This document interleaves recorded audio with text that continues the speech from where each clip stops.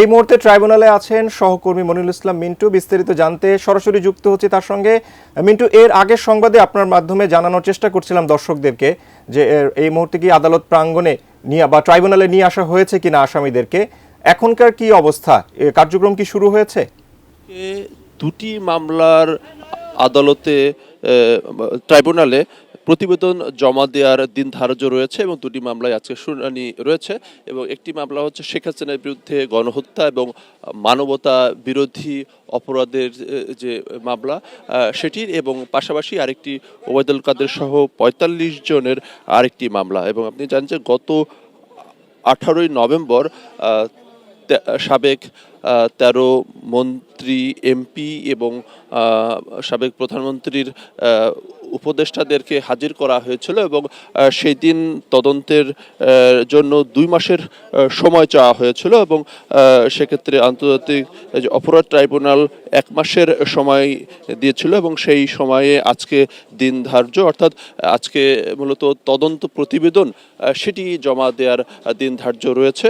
এবং July August গণহত্যা ও মানবতা বিরোধী অপরাধের অভিযোগে গ্রেপ্তার সাবেক 12 মন্ত্রী সহ 16 জন আসামিকে আজকে আন্তর্জাতিক অপরাধ ট্রাইব্যুনালে হাজির করা হচ্ছে।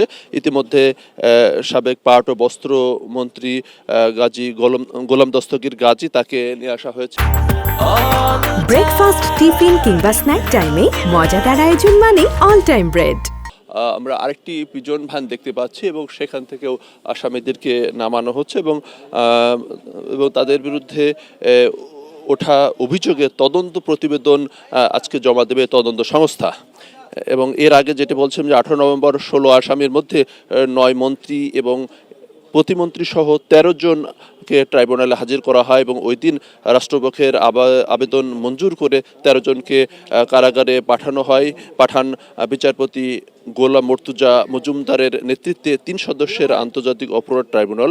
এবং সেদিন আসামিদের বিরুদ্ধে সব প্রমাণ জমা দেওয়ার জন্য চিফ প্রসিকিউটর ট্রাইব্যুনালের কাছে 2 মাসের সময় চাইলে আদালত 1 মাসের সময় দেন এবং সেই অনুযায়ী আসামিদের বিরুদ্ধে তদন্তের অগ্রগতি প্রতিবেদন দাখিলের নির্ধারিত দিন আজ। এবং আদালতের নির্দেশে গত 18 নভেম্বর ট্রাইব্যুনালে হাজির করা হয় বিগত আওয়ামী লীগ সরকারের সাবেক 7 মন্ত্রী আনিসুল হক, ফারুক খান, ডাক্তার দীপু মনি, রাশেদ খান মেনন, হাসানুল হক ইনু এবং শাহজাহান খান ও গোলাম দস্তগীর গাজী। এছাড়া সাবেক প্রধানমন্ত্রী শেখ হাসিনার সাবেক 2 উপদেষ্টা সালমান এফ রহমান এবং তৌফিক এলাহি চৌধুরী এবং প্রতিমন্ত্রী জোনায়েদ আহমেদ পলক ও কামাল আহমেদ মজুমদার এবং আপিল বিভাগের অবসরপ্রাপ্ত বিচারপতি শামসুদ্দিন চৌধুরী মানিক ও সাবেক স্বরাষ্ট্র সচিব জাহাঙ্গীর আলমকে। এই 13 জনের বাইরে আজকে কিন্তু নতুন করে 3 জন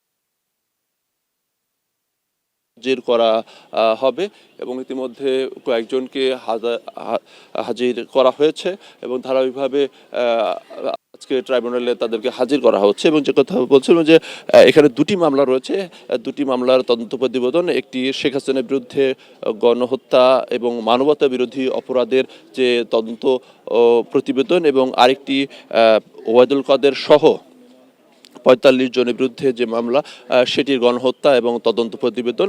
এবং আজকে এই বিষয়ে তদন্ত প্রতিবেদন জমা দেওয়া হবে এবং এই বিষয়ে শুনানি হবে এবং পরবর্তীতে আমরা চেষ্টা করব যে আদালত ট্রাইব্যুনাল কী ধরনের আদেশ দেন সে বিষয়টা আমরা নিশ্চয়ই জানাবো। এখন পর্যন্ত যেটা হচ্ছে যে আসামিদেরকে ট্রাইব্যুনালে হাজির করা হচ্ছে এবং ব্যাপক নিরাপত্তা ব্যবস্থা রয়েছে এই আন্তর্জাতিক অপরাধ ট্রাইব্যুনাল প্রাঙ্গণে, যাতে কোনো ধরনের কোনো অপ্রীতিকর ঘটনার খবর যাতে না ঘটে।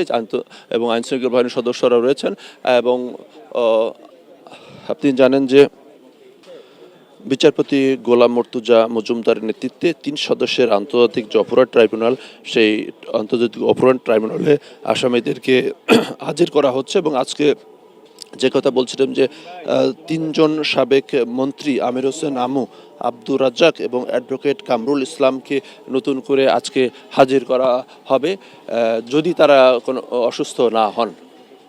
জুলাই আগস্টের গণহত্যা এবং মানবতা বিরোধী অপরাধের অভিযোগে গ্রেপ্তার সাবেক 12 মন্ত্রী সহ 16 আসামিকে আজ আন্তর্জাতিক অপরাধ ট্রাইব্যুনালে হাজির করা হচ্ছে এবং তাদের বিরুদ্ধে ওঠা যে অভিযোগের যে তদন্ত প্রতিবেদন সেটি আজকে জমা দেবেন তদন্ত সংস্থা।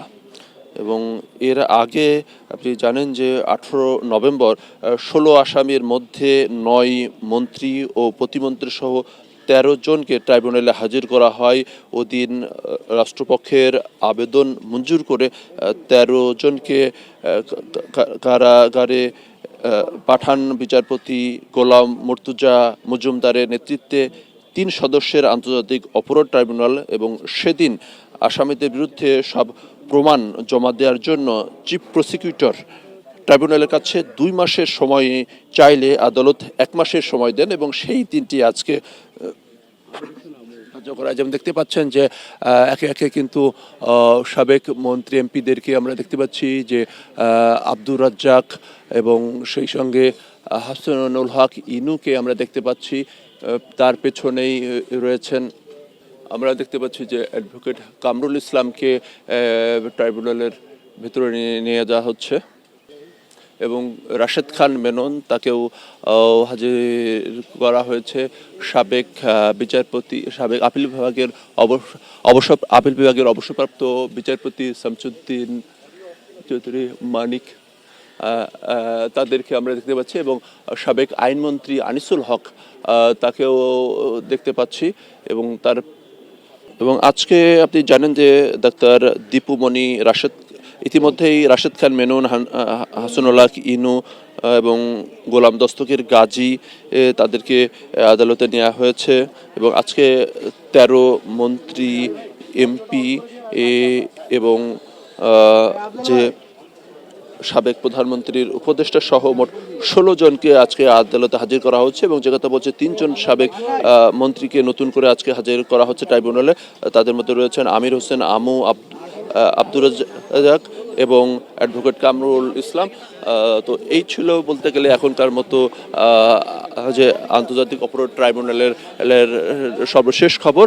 আজকে 2টি মামলা তদন্ত প্রতিবেদন জমা দেওয়ার দিন ধার্য রয়েছে এবং এই 2টি মামলা শুনানি হবে। একটি সাবেক প্রধানমন্ত্রী শেখ হাসিনার বিরুদ্ধে গণহত্যা এবং মানবতা বিরোধী অপরাধের অভিযোগের তদন্ত প্রতিবেদন, আরেকটি সাবেক মন্ত্রী ওবায়দুল কাদের সহ 45 জনের বিরুদ্ধে যে আন্তর্জাতিক অপরাধ ট্রাইব্যুনালের যে মামলাটি রয়েছে সেটির তদন্ত প্রতিবেদনও দিন ধার্য রয়েছে। এবং আজকে 16 জনকে মোট আদালতে হাজির করার যে প্রক্রিয়া সেটি কিন্তু চলছে। ইতিমধ্যে কয়েকজনকে ট্রাইব্যুনালে হাজির করা হয়েছে। তো আমরা চেষ্টা করব যে পরবর্তীতে সংবাদে আমরা আরও বিস্তারিত জানার চেষ্টা করব।